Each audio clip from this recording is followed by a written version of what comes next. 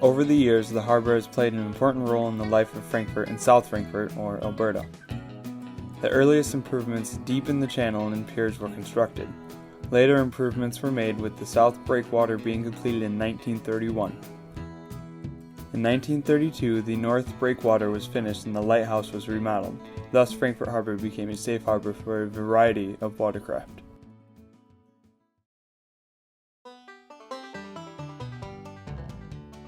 By the 1870s, lumbering became the most important industry in Benzie County, and the village and harbor, with its location on the Big Lake, was a beehive of activity. Several lumber mills were established as well as small factories.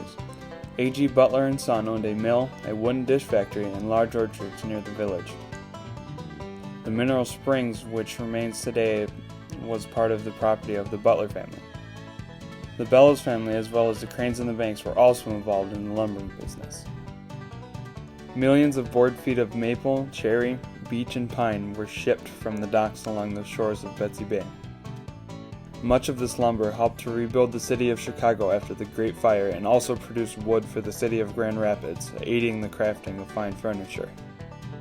Frankfort became an incorporated village in 1885 by an act of the Circuit Court. 2 years later, the United States Coast Guard was established on the south side of Betsy Bay.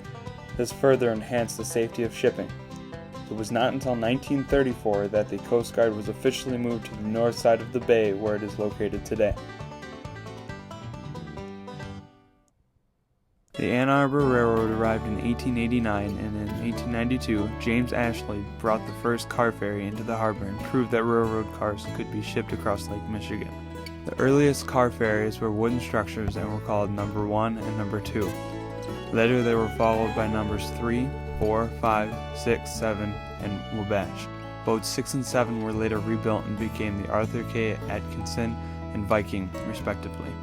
The Wabash was also restructured and became the city of Green Bay. The decline in shipping saw the end of the car ferry service in the early 1980s. With railroads and ships came people to resort in Frankfort. The hotel business flourished. The Dobby House was completed first, and the Frankfort House, built on the present site of the Hotel Frankfort, followed. The Frankfort House exchanged owners and names several times. In 1925, under the name the Zeal, the building burned, and in 1933 a new modern hotel called the East Shore was built. Since that time, with other owners and changes, it has finally become the Hotel Frankfort. One of the old landmarks, also destroyed by the fire, was the Delbridge House. When the Chambers family of Frankfort purchased it in 1877, the name was changed to the Park Hotel and remained in that family for more than 50 years. The Pratt Hotel on Leelanau Avenue was a favorite vacation spot for resorters. The Robert Koch family owned it in the last several years, and it remained open to the public. In 1900, the Ann Arbor Railroad Company constructed the Royal Frontenac Hotel. It was an impressive building with the latest in modern conveniences. A fire of undetermined origin destroyed the hotel in 1912. By the early 1920s, there were several Crystal Lake resorts which were enjoyed by many. The Congregational Assembly and the Christian Assembly became areas of permanent summer homes for many families from surrounding states. Both organizations are still very active in the summer months. The Potts Resort, Ottawa Resort, and Cold Brook Inn remained for many years and finally became private homes on Crystal Lake. Many of the beautiful older homes built by residents on Forest and Leelanau Avenues became summer homes for Jewish families from the Chicago and St. Louis areas. Carriage houses on the properties were converted to comfortable dwellings for owners to enjoy as they rented out to vacationers. For many years, Frankfort was advertised as the resort town of Michigan.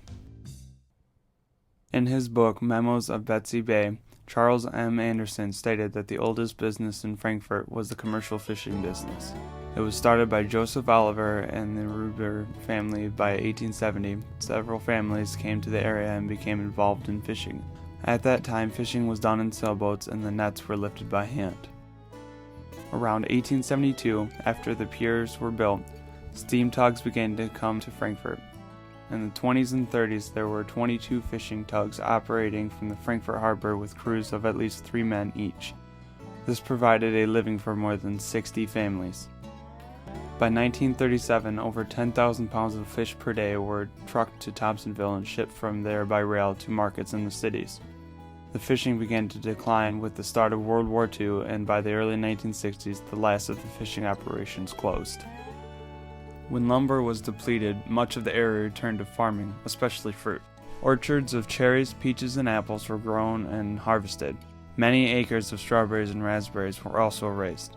In the early 1900s, great quantities of the fruit were shipped by steamer to the Chicago area. Soon, fruit processing plants were established. The Almer Company built a large factory, and later the Morgan Cherry Company of the Traverse City opened a plant.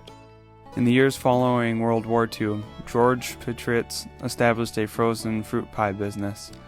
At the present time, Graceland Fruit Incorporated has its business offices in the building that Pet Ritz and Pet Milk had occupied. During World War II, Frankfort's industry contributed to the war effort.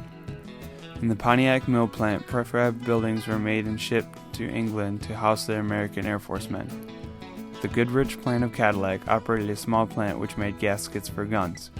A small glider factory was earlier established, and gliders were made and shipped to Europe for reconnaissance missions. Gliders are still in use in the area for pleasure craft.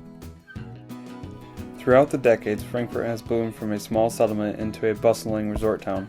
From the unique attractions such as the mineral springs to the countless successful shops, Frankfort has been put on the map and is here to stay.